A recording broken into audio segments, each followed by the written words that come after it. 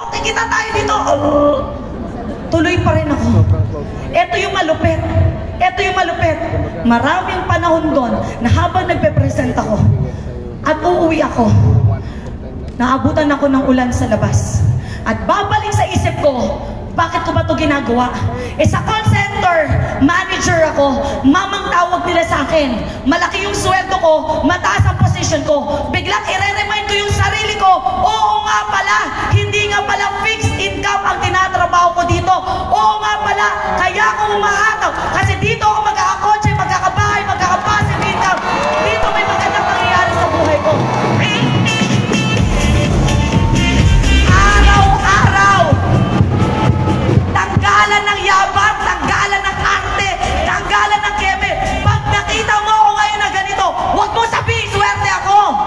Dahil hindi mo alam, maraming panahon ng hataw na yon, walang kain, pagod.